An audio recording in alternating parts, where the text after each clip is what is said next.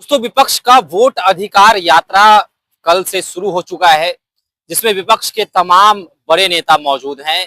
यह यात्रा सासाराम से इसकी शुरुआत होती है और कई जिलों से होते हुए पटना में इस यात्रा का समापन होगा। देखिए, इस यात्रा के दौरान कल एक तस्वीर देखने को मिली, जहां एक और पप्पू यादव अपने हजारों समर्थकों के साथ सासाराम की उस रैली में पहुंचे, लेकिन पप्पू यादव के साथ कह सकते हैं कि एक बार फिर से उनको इग्नोर किया गया।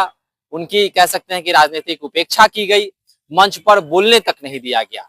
देखिए, फिर से एक बार पप्पू यादव चर्चा में आ गए हैं। आपने देखा होगा कि पटना में जिस प्रकार से एसआईआर को लेकर विपक्ष का हल्ला बोल था, उस समय भी पप्पू यादव को तेजस्वी यादव और राहुल गांधी के रथ पर सवार नहीं होने दिया जाता है, धक्का मार दिया जाता है। एक बार फिर से पप्पू यादव राजनीति के चर्चा के केंद्र में आ गए हैं। बातचीत करेंगे, मेरे साथ मेरे सहयोगी रत्नेश मौजूद है। रत्नेश, कल पप्पू यादव की फिर से एक बार बेइज्जती हो गई है, एक तरह से कहें तो।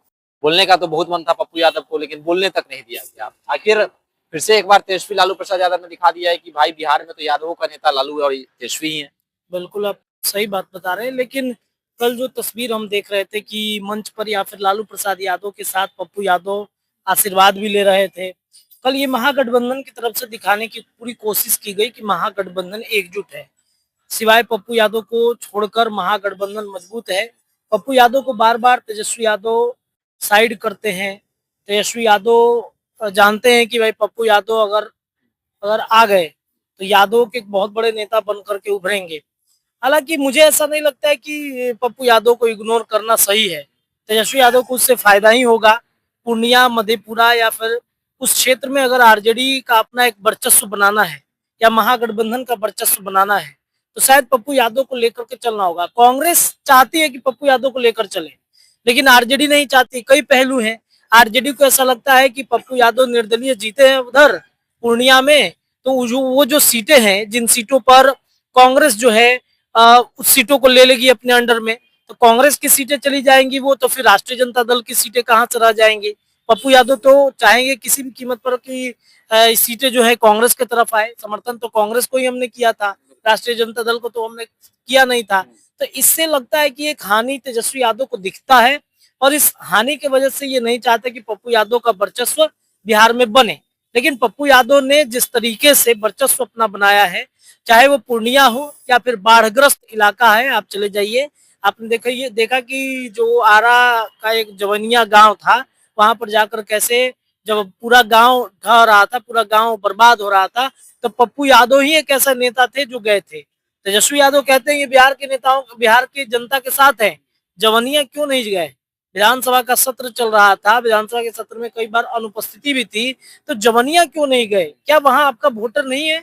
सबसे बड़ी बात है कि वहां से तेजस्वी यादव के ही विधायक है, वहां पर राहुल तिवारी, राष्ट्रीय जनता दल के ही वहां पर विधायक है राहुल तिवारी, वो भी वहां पर नहीं गए। लोग तड़प के रह गए, उनके घर गंगा में समाहित हो गई, लेकिन तेजस्वी यादव एक ट्वीट तक नहीं करते हैं। अपराध पर ट्वीट करेंगे, लेकिन बाढ़ जैसे स्थिति में तेजस्वी यादव ट्वीट नहीं करते हैं। जब जब ऐसी घटनाएं होती है बिहार में, तेजस्वी यादव गायब रहते हैं। लेकिन पप्पू यादव जैसे बड़े नेता को आप देख लीजिए, किसी भी बाढ़ में चले जाइए, जब भी बाढ़ आता है बिहार में, पप्पू यादव को बिहार की जनता याद करती है। और जवनिया गांव में जो कहते हैं, अरे भाई चलिए वोट मिले ना मिले, लेकिन लोगों का एक सिंपैथी तो मिलता है ना कि नहीं नहीं पप्पू जी आए थे, पप्पू यादव आए थे। तेजस्वी यादव को लोग कुछ भी कह लीजिए, जनता बहुत चालाक है। पहले जैसी स्थिति नहीं है कि आप नहीं जाइएगा तो लगे कि ठीक है, हम तो कई जगहों पे जीत रहे हैं।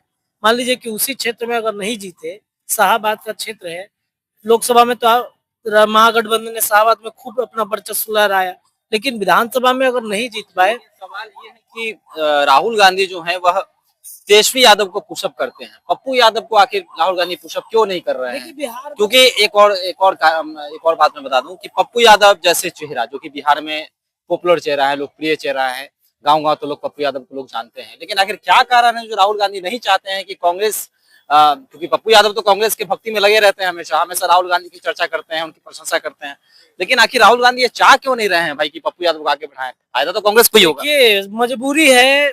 हो सकता है कि ऐसा लगे कि जो कांग्रेस की सीटें हैं वो पप्पू यादव को अगर हम अपने साथ सटा के रखेंगे तो तेजस्वी यादव सीट हमको ना दे। ये भी तो डर है ना। बिहार में, बिहार महागठबंधन के अंदर बिना राष्ट्रीय जनता दल के ना तो कांग्रेस चल सकता है, बिना राष्ट्रीय जनता दल के ना तो वीआईपी चल सकता है।